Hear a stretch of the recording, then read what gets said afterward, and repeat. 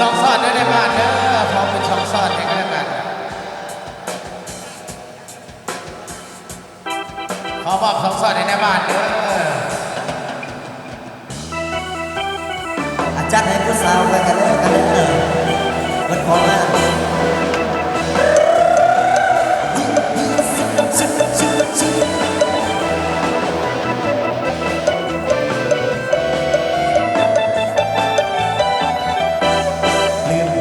จังมาเจอไปหาจังเป็นตา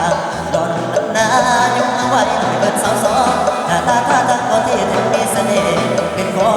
งเดิมที่เคยครอบครองก็ปล่อยให้น้องมาได้ใกล้กันเจ้าของคนเดิมก็ปล่อยให้น้องมาได้ใกล้กันติดดังมาจับติดใจก่อนไหนเราก็ดูร่วมกันติดไฟของไร้ไกลกันไฟหน้าฟังตัวพันลายปีแม่งามมาเสน่ห์ที่พวกสาวเห็นมองแม่งามจังเท่าแล้วก็สาวเห็นมองไปหาคนงามตั้งแต่เคยมีแฟนก็ตามมันธรรมดาละเกินแล้วนั่นเดินเคยแปลเคยอ่อนกับรอมากับเป็นตะคางถ้าใครทำใจไว้กับรอคนได้นอนเลยให้วันเสื่อยแม่หาคนไทยสบายใจมันยังกันไรคนที่คุยดีว่าสวยๆนั้นสมบูรณ์ของเลยนะว่าแม่ยังยังเป็นแม่หางในบ่ได้หางคือกระทอ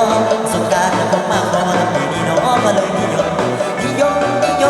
ที่แสนนิยมแต่จะยุ่งยากหรอก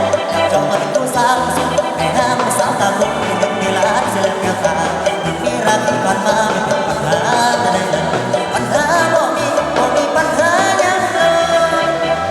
โอ้ว่าสาวแม่ห้ามน้ำมีดาวมีดี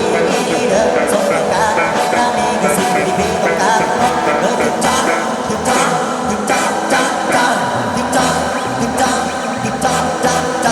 โดนไปมาไล่คนตามสั่นมันก็พังยังสร้างมันก็ห่างจังก็โตได้โนดี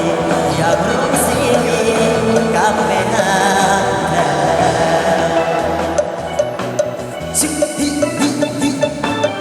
อาจารย์ให้ตามคำขอได้